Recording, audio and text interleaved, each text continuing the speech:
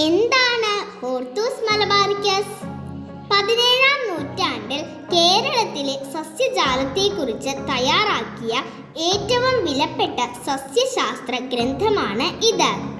ലോകപ്രസിദ്ധമായ ഈ ഗ്രന്ഥം 12 വാല്യങ്ങളിലായി 1678-1693 കാലഘട്ടത്തിൽ പ്രസിദ്ധീകരിച്ചു. ലാറ്റിൻ ഭാഷയിൽ ഹോർത്തൂസ് എന്നാൽ തോട്ടം എന്നാണ് അർത്ഥം. ഹോർത്തൂസ് മലബാറിക്കസ് എന്നാൽ മലബാറിന്റെ തോട്ടം എന്നാണ്. ലോകത്തിന് കേരളത്തിലെ സമ്പന്നമായ ജീവജാലത്തെ ആദ്യമായി പരിചയപ്പെടുത്തിയത് ഈ ഗ്രന്ഥത്തിലൂടെയാണ്. ഇനി എന്താണ് ഈ ഹോർത്തൂസ് സാഹിത്യോത്സവം? ഇപ്പോൾ നമുക്കെല്ലാം വളരെ സുപരിചിതമായ ഒന്നാണ് ഹോർത്തൂസ് സാഹിത്യ സാംസ്കാരിക ഉത്സവം.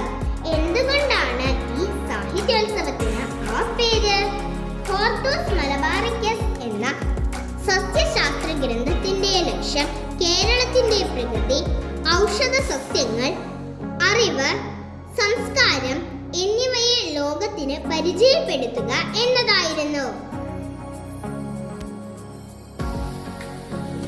അതുപോലെ കേരളത്തിന്റെ വൈവിധ്യം നിറഞ്ഞ കലാ സാംസ്കാരിക സാഹിത്യ മേഖലകളെ സമന്വയിപ്പിച്ചുകൊണ്ട് കേരളത്തിന്റെ സമ്പന്നമായ കലാ സംസ്കാരത്തെ ലോകത്തിന് പരിചയപ്പെടുത്തുക എന്ന ലക്ഷ്യത്തോടെ കലയും സാഹിത്യവും പൂക്കുന്ന ഒരു സൃഷ്ടി പൂന്തോട്ടം എന്ന അർത്ഥത്തിലാണ് ഈ സാഹിത്യോത്സവത്തിന് ഹോർത്തൂസ് എന്ന പേര് നൽകിയിരിക്കുന്നത്.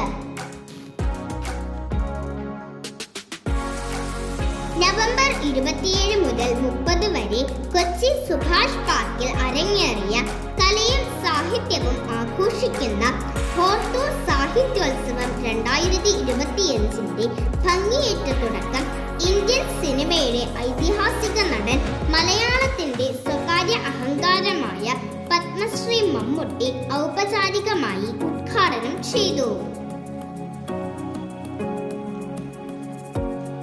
പുതിയ ആശയങ്ങൾ, പുതുമയുള്ള എഴുത്തുകൾ, യുവതലമുറയുടെ സൃഷ്ടിപ്രതിഭ ഇവയെ പരിപോഷിപ്പിക്കാൻ ഹോർത്തൂസ് പോലുള്ള വേദികൾ അത്യന്തം ആവശ്യമാണ് എന്ന് ചടങ്ങ് ഉദ്ഘാടനം ചെയ്തുകൊണ്ട് അദ്ദേഹം പറഞ്ഞു.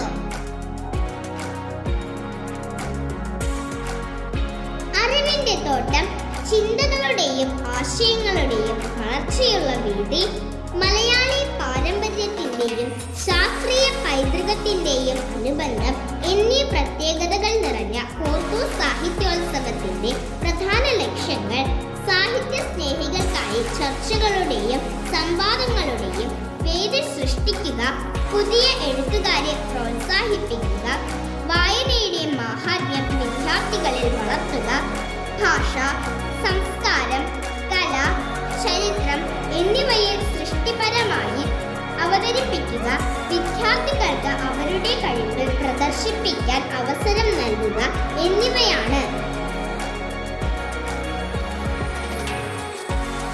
ഈ സാഹിത്യോത്സവത്തെ സമ്പന്നമാക്കിയ പ്രധാന പരിപാടികൾ സാഹിത്യ സംവാദങ്ങൾ, പുസ്തക പ്രകാശനങ്ങൾ, വിദ്യാർത്ഥികളുടെ സൃഷ്ടി പ്രകടനങ്ങൾ, സംഗീതം, നാടകങ്ങൾ, നൃത്തം എന്നിവ ഉൾക്കൊള്ളിച്ചുള്ള സാംസ്കാരിക വേദികൾ എന്നിവയാണ്.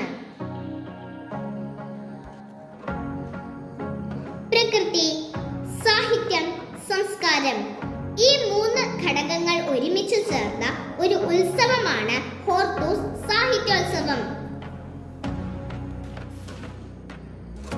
വായനക്കാരും എഴുത്തുകാരും വിദ്യാർത്ഥികളും ഒരേ വേദിയിൽ ഒരുമിച്ച് പങ്കിട്ട പഠനവും ആസ്വാദനവും നൽകിയ അനുഭവം കാണിക്കുന്നത് ഹോർത്തൂസ് എന്ന പേരുകൊണ്ടുള്ള ശാസ്ത്രീയ സംസ്കാരപരമായ ഐക്യമാണ്.